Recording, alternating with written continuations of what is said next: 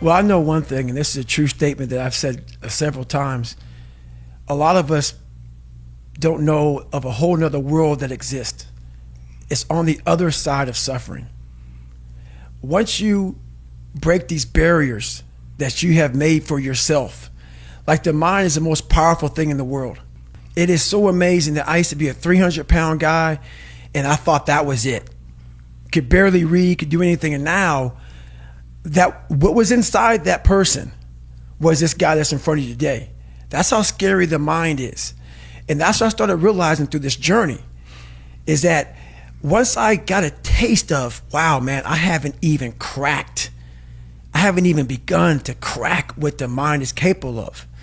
And what I started realizing is on the other end of suffering, that's the real growth of life, because you realize how the mind processes shit. The mind has capabilities that are so unknown, and I found that through suffering. And there's a whole nother world on the other end of that. Our mind wants to protect us. The mind is like, honestly, it has a tactical advantage over us. It knows our deepest, darkest fears or insecurities. It knows where we start to feel, we start getting that doubt creeping that says, hey man, you know what, man, maybe this isn't good. Let's go back home to the wife. Let's go back home to the kids. This is not comfortable. So in that moment, the mind directs us. It's a protective mechanism. It saves us from doing bodily harm, or it really saves us from discovering that the mind's like, I want to be in charge of you. I don't want you to be in charge of me. So it tells you, let's just stop right here.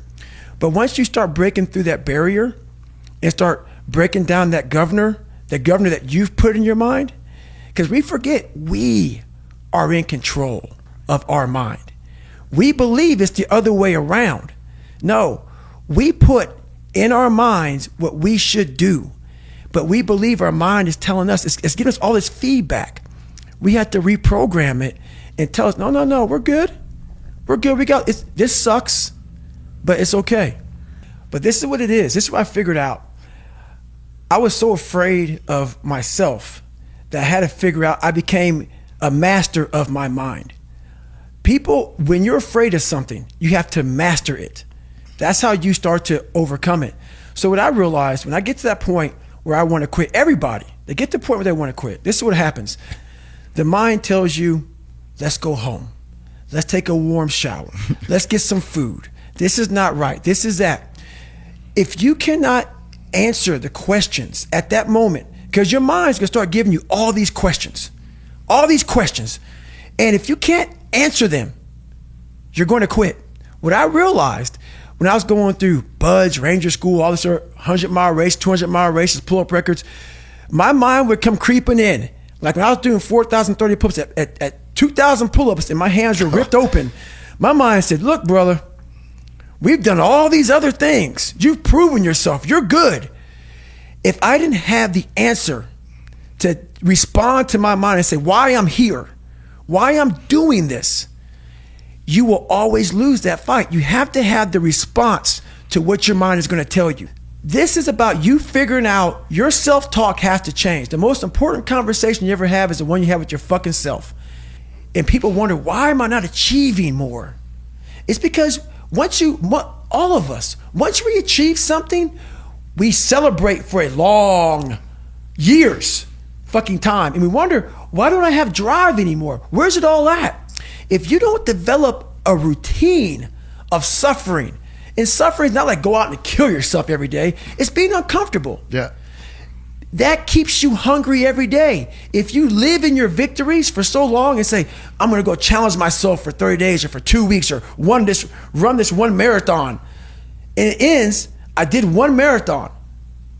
Okay. That's why it leaves you.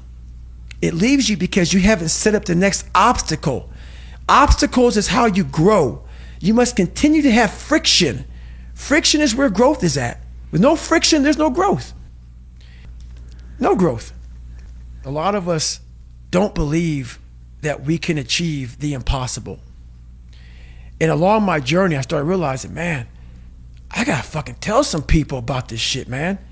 Like, I discovered something that some people have, but they don't even fucking know. All of us have it. But along this way, I wasn't, like I said, I wasn't a theorist. I became a practitioner. And I was like, my God, I'm busting down so many barriers of, like, I have a learning disability. Okay, but I'm catching up with everybody. I figured that out. I figured out all these negative things in my life that were keeping me in this hole. I'm like, I gotta tell people, man, that, hang on a second, man.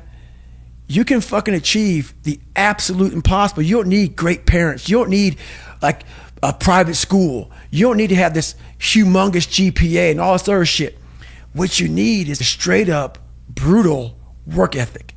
You have to be willing to outwork everybody in the world. And that's the hard part. That's the hard part. This isn't like some 5-step process where if you do these 5 fucking steps, you're going to end up with this magical world. Nah, I'm basically teaching you how to callous over your victim's mentality. I'm teaching you how to, like I did 67,000 pull-ups in training for the pull-up record. I was seriously callousing my hands to protect them. What I'm trying to do with people is teach them how to find more of themselves to where they empower themselves. I'm all about the underdog. It's not about money. It's not about fame. It's not about being accepted by your peers and everybody else. It's about figuring out who I am and being happy with who the fuck I am. Even though I'm going to be judged for all these things, being able to put a middle finger up to everybody and say, this is David Goggins. And to get to that point, it felt great. And that was all about, honestly, we have to give back. We have to be able to go through our journeys in life, figure out who we are, and help the person beside you. Figure that shit out. You now realize what your purpose in life is. And you realize all this shit's just part of it. But at first, you need all these different tactics to keep you going because you haven't figured it out yet. Once you figure out that you're in a race amongst billions of people that live in this world, you're in a race by yourself. You have a purpose, and it's your purpose, not everybody else's purpose. It is your purpose and only your purpose, and it's your race. So then you're like, hey man, I'm doing my thing. I'm doing it to the best of my ability. What's next? There's no longer these small increments to get through life. Because once you figure out why you're here, it just becomes a process.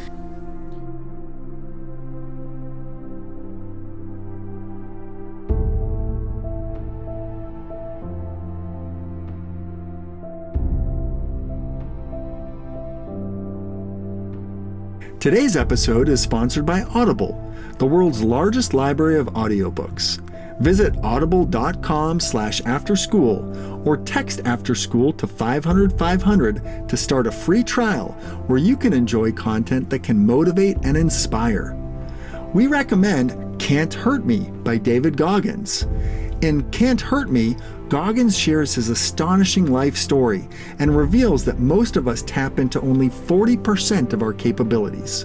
He calls this the 40% rule, and his story illuminates a path that anyone can follow to push past pain, demolish fear, and reach their full potential.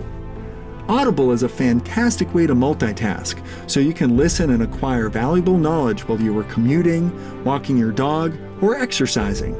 So start listening with a free 30-day Audible trial and get full access to thousands and thousands of all-you-can-listen audiobooks, original entertainment, and podcasts included in the Plus catalog.